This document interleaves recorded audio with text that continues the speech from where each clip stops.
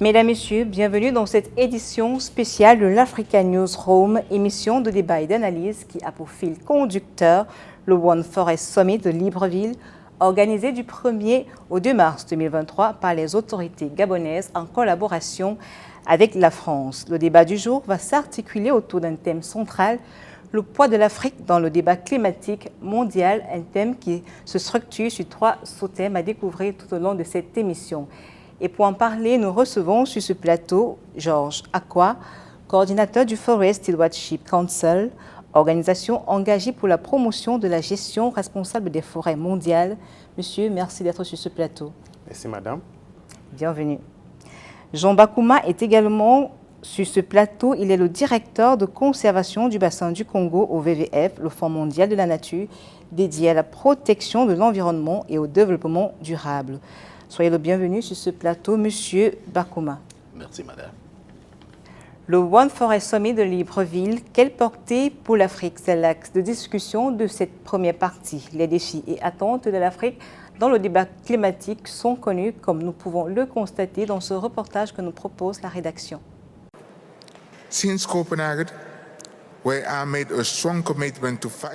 Depuis la conférence de Copenhague, nous avons pris de nombreux engagements pour lutter contre les changements climatiques. Ces efforts incluent la gestion des forêts, la protection de nos parcs et nos terres des activités extractives illicites.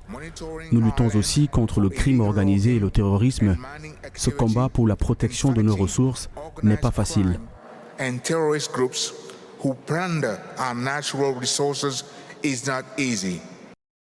Pour le Gabon, les grandes forêts tropicales, comme celle du bassin du Congo, rendent un service au monde en aspirant des millions de tonnes de carbone de l'air. Ce massif absorbe l'équivalent de 4% des émissions mondiales de CO2 chaque année. The Congo Basin is the heart and lungs of the African continent. Le bassin du Congo est le cœur et le poumon du continent africain. Nous ne pouvons pas gagner la bataille contre le changement climatique si nous ne gardons pas le bassin debout. Les forêts du bassin font tomber la pluie sur les hauts plateaux éthiopiens, la vallée du Nil, et font vivre l'agriculture en Égypte.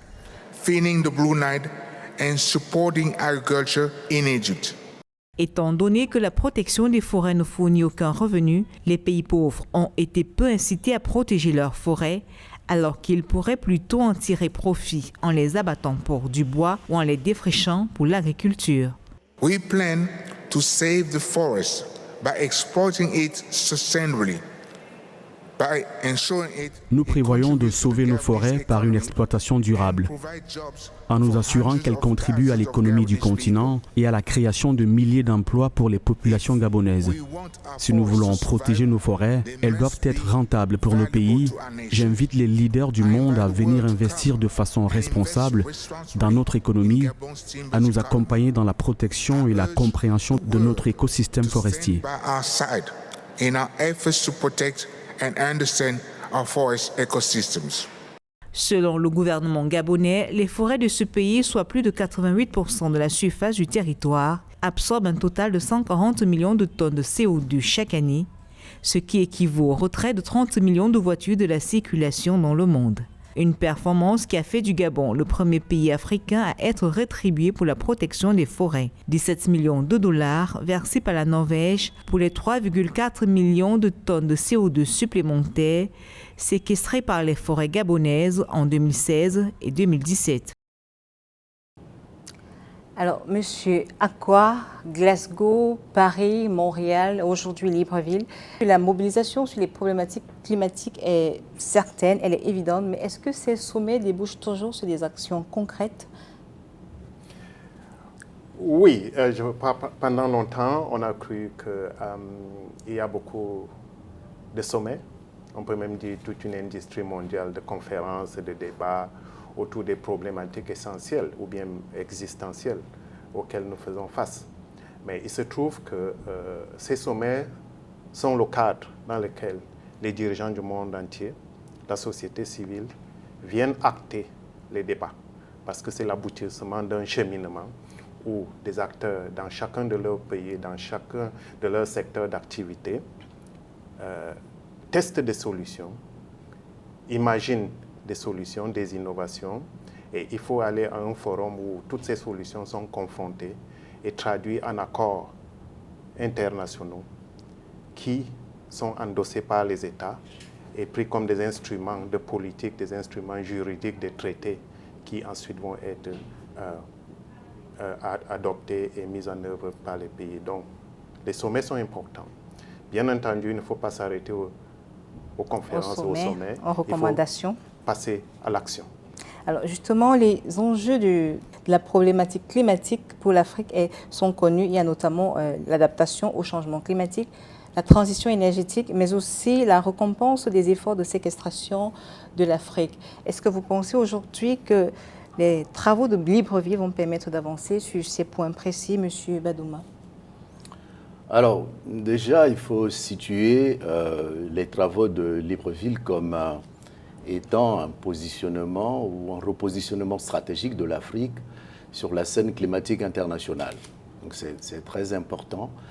Les forêts du bassin du Congo sont devenues le premier poumon de la planète et donc un bien public mondial. Alors, si tel est le cas, ou puisque c'est le cas, le sommet de Libreville fixe donc un nouveau cadre d'orientation des efforts politiques, mais aussi des efforts de financement et de soutien de la communauté internationale aux forêts du bassin du Congo. Voilà, dans un premier temps, ce que l'on peut dire sur cette question. Cette approche participative, comment est-ce qu'elle est mise en œuvre au niveau du WWF? Alors, au niveau du WWF, nous utilisons une approche inclusive. Donc, c'est fondé sur la reconnaissance des droits humains, déjà, mais aussi c'est fondé sur l'implication. L'implication, ce n'est pas seulement la participation à une réunion. C'est-à-dire qu'on crée des plateformes multi-acteurs de discussion dans lesquelles les communautés jouent un rôle et ont des responsabilités en matière de ce qu'il faut faire lorsqu'il s'agit, par exemple, de protéger un territoire ou un écosystème. Et ce n'est que de cette façon-là que les communautés se sentent valorisées et impliquées et peuvent être force de proposition. La déforestation, comme vient de le souligner mon collègue en face, est souvent due au fait que des activités extérieures vont venir sur le territoire des communautés pour des usages alternatifs des terres forestières sans qu'on leur demande leur avis. Or, il faut inverser. Il faut faire de la préservation ou même de la conservation des écosystèmes un acte économique en soi. C'est-à-dire qu'on ne peut pas réduire la pauvreté sans créer les richesses. Sans créer les richesses. C'est déjà ça. Donc, en quoi est-ce que la conservation peut créer de la richesse?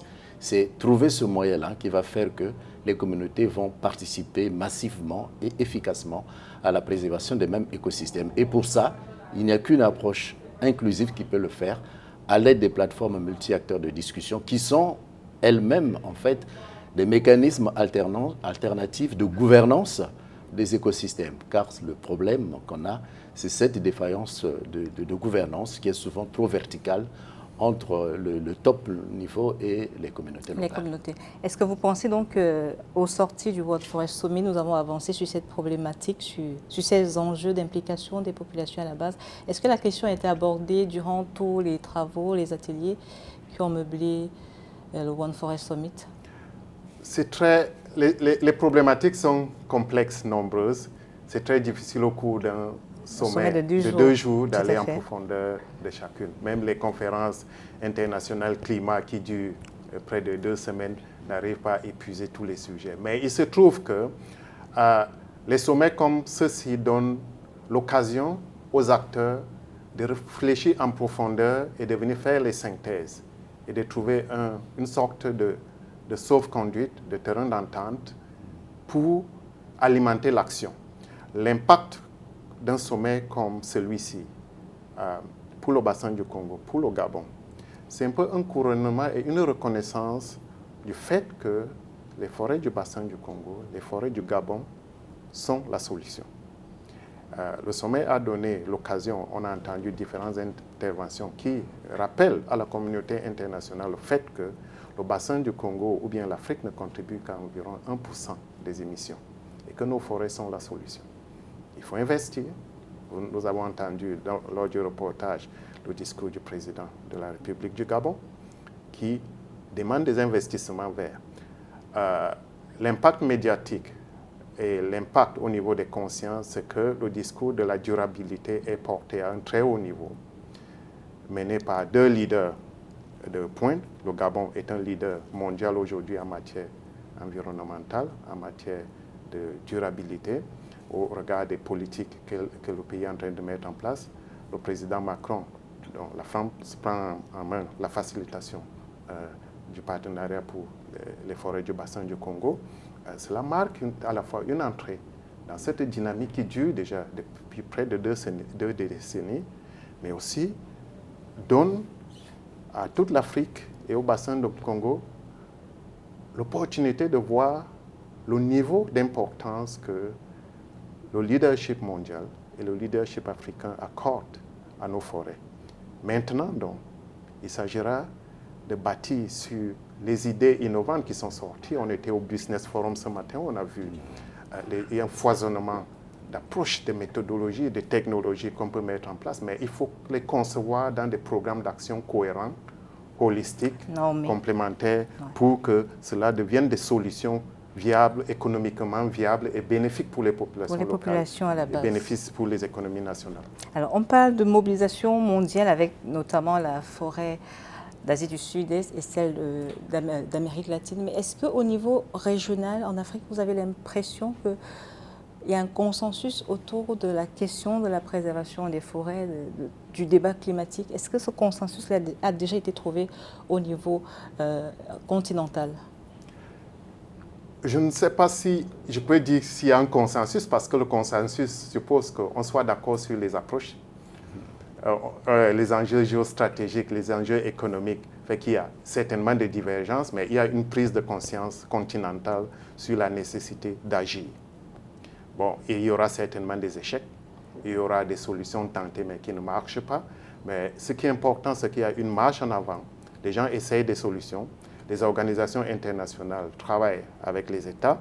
Nous voyons de plus en plus des États prendre en main, prendre des solutions, par exemple le Gabon, qui décide d'aller vers la certification généralisée des forêts du pays.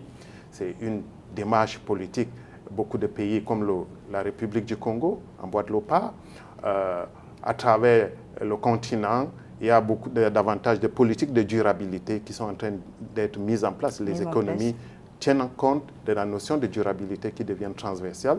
Ça se traduit même dans des programmes d'éducation. Les observatoires climatiques montrent qu'il y a une prise de conscience du phénomène. Est-ce que ces solutions sont à la mesure de ce à quoi on s'attend? Parfois, on va par tâtonnement, on verra d'ici, mais on voit aussi que la problématique du changement climatique s'accélère. Il faut qu'on fasse davantage des efforts pour arrêter la chose. Le seul résultat qui va démontrer que les efforts sont suffisants, qu'il y a une solution viable, c'est si on renverse la tendance de perte de biodiversité et de changement climatique. Alors, on voit beaucoup le leadership du Gabon, mais il y a aussi le Congo dont les initiatives depuis 2018 avec la découverte des tourbières commencent à prendre de l'ampleur. Alors, quelle est la vision au niveau du Congo en matière de préservation des forêts, de la biodiversité? Alors, en République du Congo, la politique forestière est celle de la durabilité et de la prise en compte de la multifonctionnalité des forêts. Ça, c'est évident. Nous avons, en République du Congo, le premier massif forestier d'Afrique centrale certifié FSC en termes de surface, c'est-à-dire la plus grande surface certifiée FSC dans le bassin du Congo, c'est en République du Congo. Donc, rien que ça suffit à montrer l'ambition du pays et la mobilisation au niveau politique. Et il se trouve que le pays a signé aussi récemment un accord avec CAFI, qui est l'initiative sur les forêts d'Afrique centrale, pour un projet d'utilisation durable des terres. Donc, on voit déjà que le pays n'est pas en marge du débat climatique. Au contraire, il s'investit comme tous les autres pays de la sous-région. Et je pense qu'au niveau sous-régional, que la solution viendrait de telle sorte que chaque pays ne puisse pas faire cavalier seul, mais qu'en s'unissant, en unissant les efforts, et qu'en ayant un partenaire comme la France, qu'on pourrait faire bouger les choses. Mesdames, Messieurs, nous prenons une courte pause. On se retrouve juste après.